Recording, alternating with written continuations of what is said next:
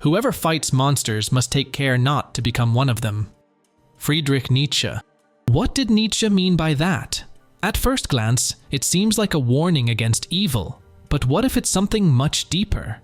For centuries, we've divided humanity into heroes and villains, good and evil, right and wrong.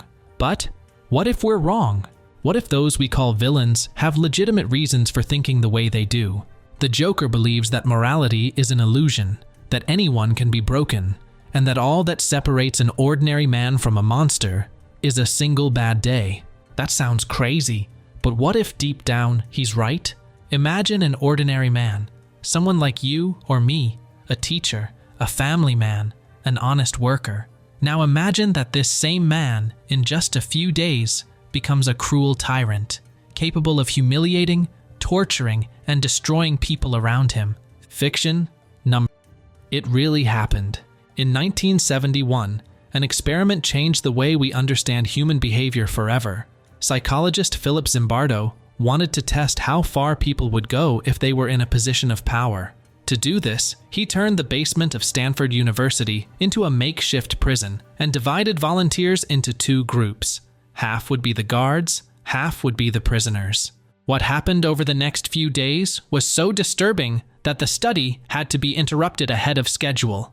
The guards, ordinary people like any of us, began to abuse their power. Psychological attacks, humiliating punishments, sleep deprivation.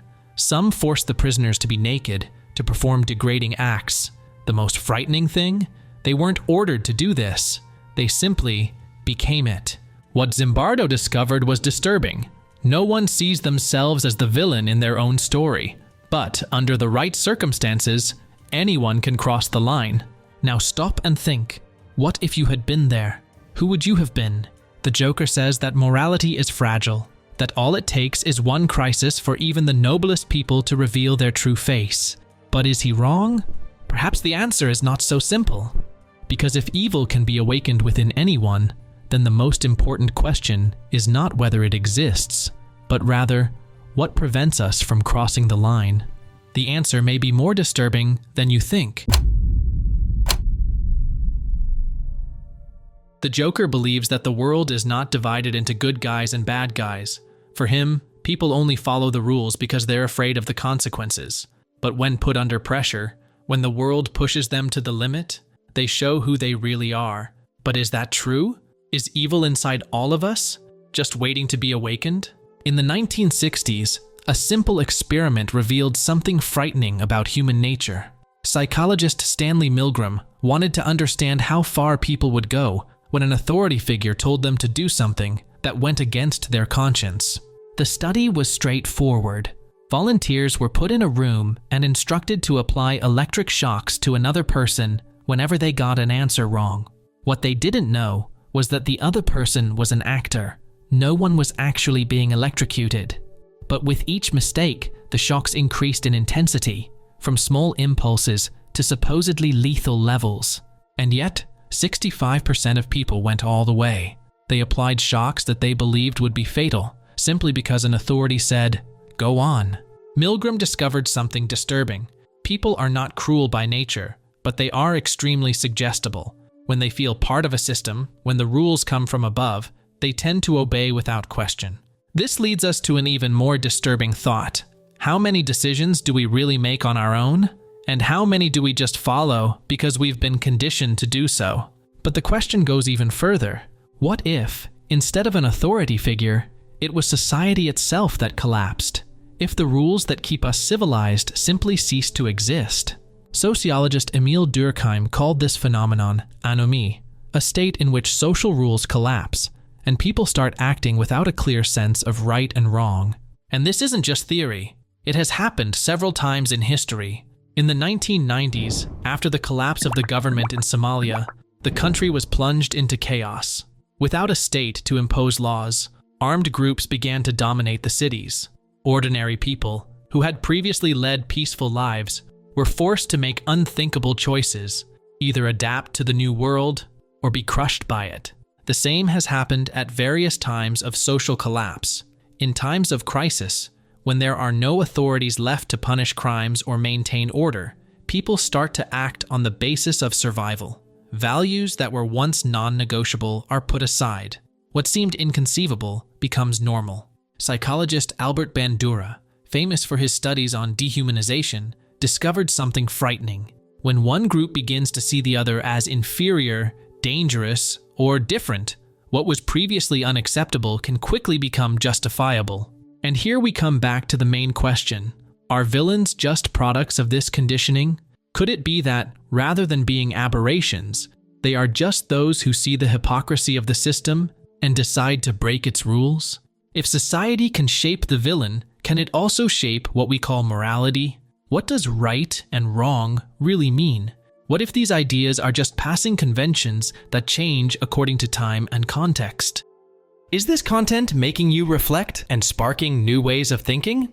If so, click the super thanks button just below the video. It's a way to say thank you and help me bring more content like this to those who need to reflect on life. Imagine that, from one day to the next, the laws disappeared. No more police, no more cameras, no more punishments. Would you still be exactly the same person? That's the big question behind the Joker's philosophy. He believes that what we call morality is nothing more than a thin shell, a theater that people put on because society demands it of them. But when this structure crumbles, the human being shows who he really is. This view seems extreme, but what if he's right? In 2005, Hurricane Katrina devastated the city of New Orleans in the United States. For days, thousands of people were left without access to food, water, and safety. The government was slow to respond, and before long, chaos ensued. Stores were looted. Armed gangs took over entire neighborhoods. Neighbors who used to live peacefully started fighting each other over basic resources. There were reports of people breaking into houses to steal drinking water and food. Some even justified their actions by saying, "I'm not a criminal, I'm just doing what's necessary to survive." This is not an isolated case. Situations like this happen whenever the balance of society is broken. But why does this happen? Why, in moments of crisis, do some people stick to their principles, while others give in to chaos? The philosopher Thomas Hobbes believed that without laws to control us, the world would become a brutal place where everyone fights for themselves. For him, morality does not come from within the human being, but from the need to avoid punishment and ensure stability. And here we come back to the initial question. If there were no consequences, what would stop us from acting out of pure self-interest? This thought is uncomfortable because it forces us to question something we like to believe, that we are naturally good. But perhaps this idea is just a comfortable illusion. Behavioral neuroscience suggests that much of our sense of right and wrong comes from fear of consequences. Studies show that when we feel we are being watched, we tend to act more ethically. But when we believe that no one is watching, our brain responds differently. This would explain why many people who would never commit a crime under normal circumstances end up acting selfishly or even violently in moments of chaos. The Joker sees this as proof that morality is just a tool of control, something that exists to maintain order, but which doesn't reflect true human nature. But if morality is so fragile, what really stops some people from crossing the line? Is there something inside us, an invisible barrier between good and evil? Or is it that, deep down, we all have a dark side waiting for the right opportunity to emerge? What really stops us from crossing the line? If morality is fragile and shaped by the environment, then why do some people resist chaos while others indulge in it? The Joker believes the answer is simple. Nobody resists. Everyone carries within them a darkness waiting to emerge. What we call personality is nothing more than a thin veneer, ready to crack as soon as the pressure is strong enough. But is he right? Psychologist Carl Jung had a fascinating theory about this. He said that we all carry within us a hidden part, which he called the shadow. It's that part of our mind where we keep our repressed impulses, our unacceptable desires, and our most primitive instincts. Most people never come into direct contact with this shadow, but it's always there, and the more we try to ignore it, the stronger it becomes. Jung believed that ignoring this dark side doesn't make us better people. In fact, it does the exact opposite. When we pretend our darkness doesn't exist, it acts on its own, sabotaging us in subtle ways. Little outbursts of anger, destructive impulses, envy, resentment. The shadow manifests itself whenever we feel threatened, frustrated, or wronged. And sometimes it takes complete control. A real example?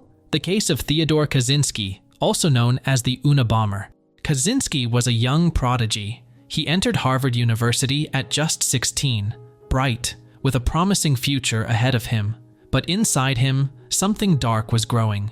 He began to feel hatred for modern society, for the technologies that he believed were destroying humanity. For years, his anger was contained, but eventually, his shadow took control. Kaczynski abandoned academic life, isolated himself in a cabin in the middle of the woods, and began a campaign of terror against what he saw as those responsible for the degradation of the world. He mailed bombs to scientists and businessmen, becoming one of the most wanted criminals in the United States. What happened to him? He denied his shadow to the point where it became stronger than him. And this is exactly the idea that the Joker defends, that we all carry a version of ourselves that we don't really know, and that if we ignore this dark side, it can end up dominating us. But does this mean that we are doomed to chaos? Jung believed not. For him, the secret was not to deny the shadow, but to recognize it and integrate it into our consciousness. True balance comes when we understand our dark side, when we know what we are capable of and consciously choose what to do with it. And perhaps that's the only thing that separates a hero from a villain: self-knowledge. But this raises an even deeper question. If we all have a dark side, to what extent do we really control our own choices? Is free will real or just an illusion? If we all have a dark side, if morality can be fragile and shaped by circumstances, then an even more disturbing question arises. Are our choices really our own? The Joker believes not. For him, the idea of free will is just an illusion. He sees life as a game of marked cards, where environment and circumstances determine who we become. And science seems to have something to say about this. In the 1980s, neuroscientist Benjamin Libet conducted one of the most controversial experiments in the history of psychology. He wanted to understand how we make decisions and what happens in our brains before we consciously choose something.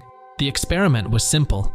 The participants had to move a finger whenever they wanted, while a machine recorded their brain activity. What he discovered was surprising. Milliseconds before the person made the decision to move their finger, their brain had already started the process. In other words, before we are even aware of the choice, our brain is already deciding for us.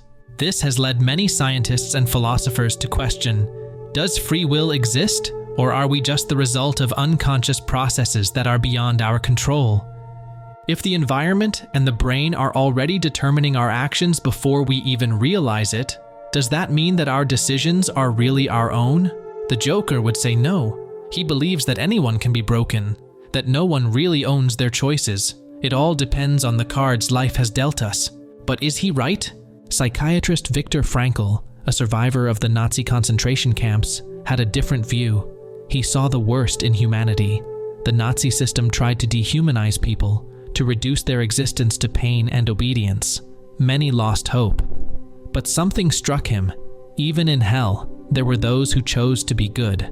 Frankl reported that some prisoners shared their pieces of bread with the weakest, even though they knew they would starve to death. Others refused to follow their captors' orders, even though they knew they would be killed for doing so. Why did they do this? Frankl realized that human freedom lies not in what happens to us, but in how we choose to respond to what happens to us. In his book, In Search of Meaning, he wrote, "Between the stimulus and the response, there is a space. And in that space is our power to choose our reaction.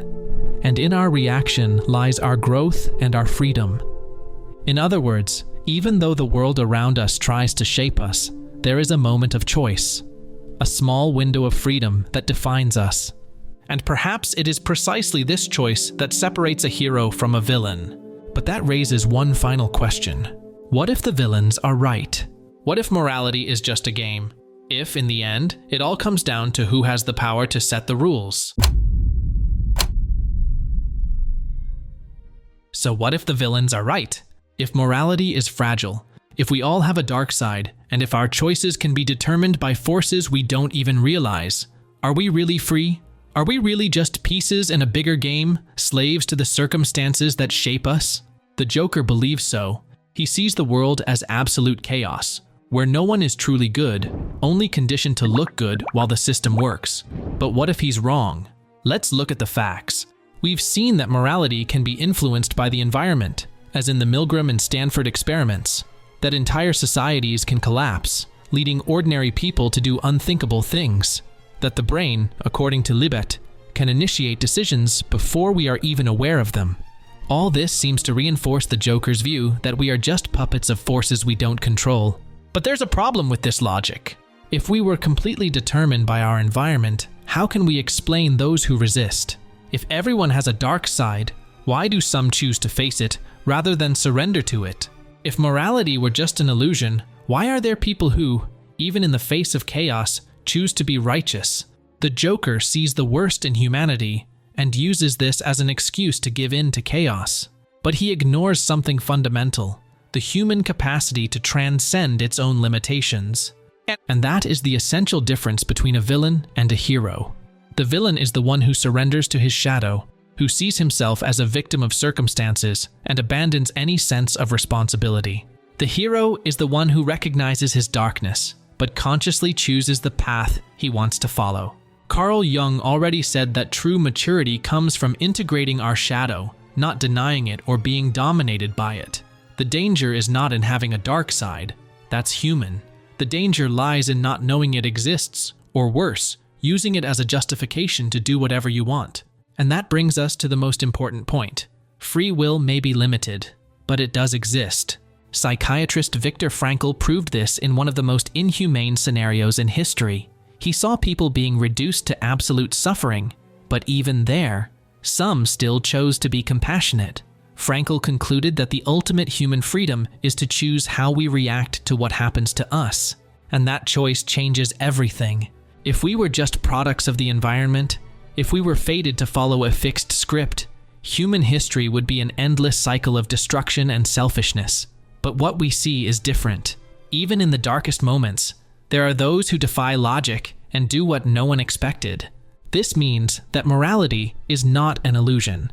It can be fragile, yes, it can be tested and corrupted, but it still exists.